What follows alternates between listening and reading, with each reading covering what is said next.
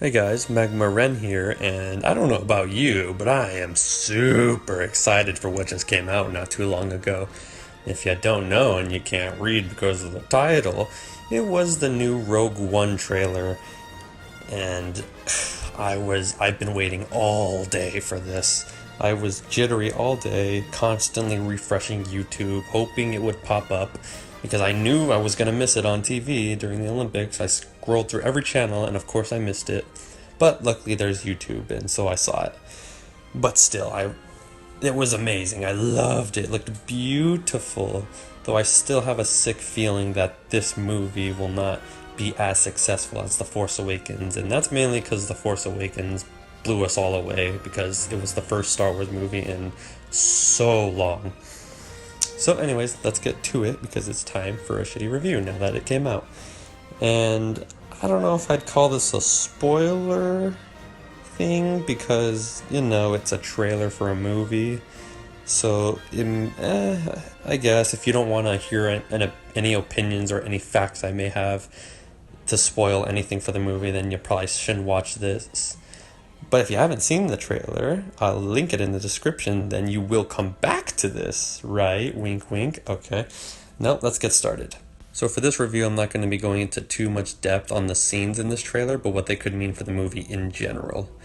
And so, judging by the scenes, it looks like it won't all be just about stealing Death Star plans and then giving them to Leia to begin episode 4.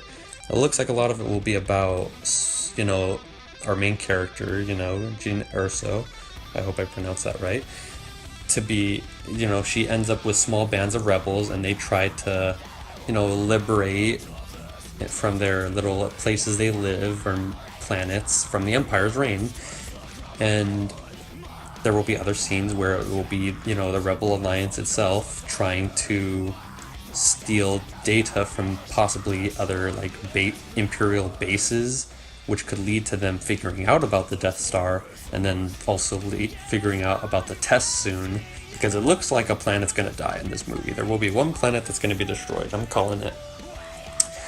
And, because that makes sense, too, because you can't just have the whole movie being on them stealing plans to the Death Star. I mean, come on. Episode 4, Han, Luke, Obi-Wan, Chewie, 3PO, and R2, they managed to... obviously they managed to, but it wasn't very long scenes of them being in the Death Star. I mean, they rescued Leia, shut down the generator, and then booked it out of there with only 2 repercussions. That being, Obi-Wan died, and that was, him sacrificing himself so he could be with Luke always within the Force, and then a tracker being planted on the Falcon. And that did not take very long. That was it was a pretty good long scene, but it was not very, that would not have made up a whole movie. And judging by how bad the Empire is how we've seen, them stealing the Death Star plans would not be that much of a hassle.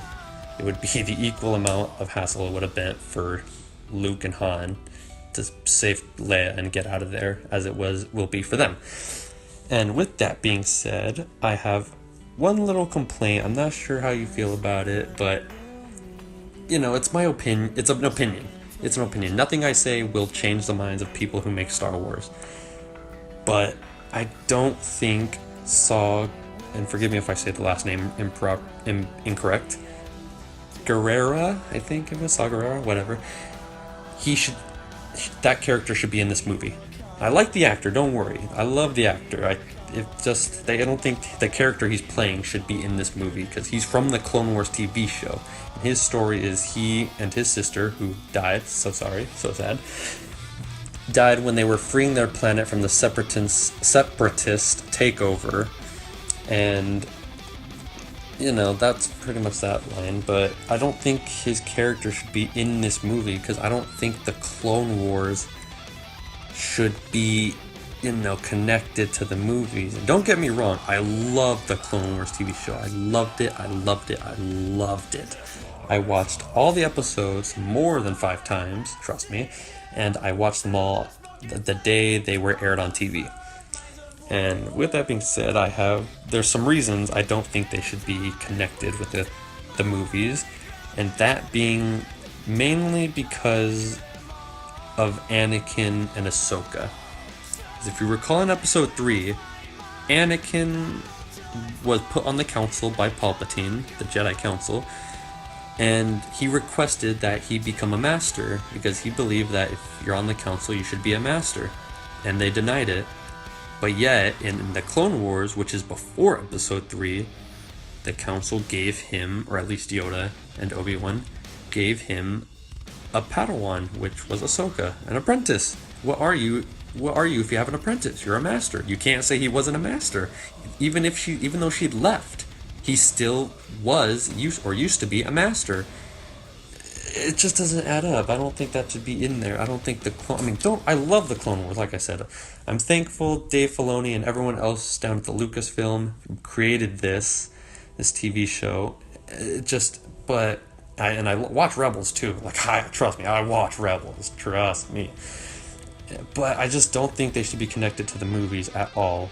And what I say won't change their minds, but still, then that's okay. I don't think it's too much of a big hassle. It's just a little opinion I have, and I'm still gonna love the movie either way. Trust me, I'm gonna watch it more than once, like The Force Awakens, buy the DVD, and then watch it until I get bored, and then wait till episode 8 comes out.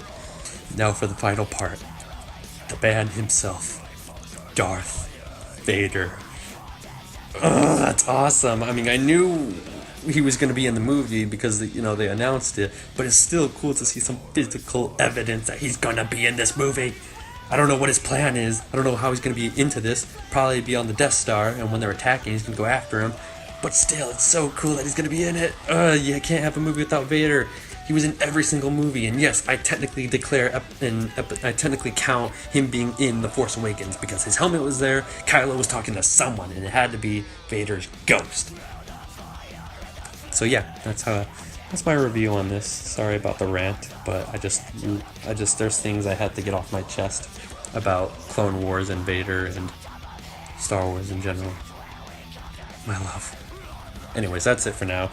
If you like this, which you will, right? Wink, wink. Okay, no. Like the video, and then maybe even go to my channel and see what you think about my other videos, and subscribe if you're feeling up to it as well. And I will see you all later. Peace.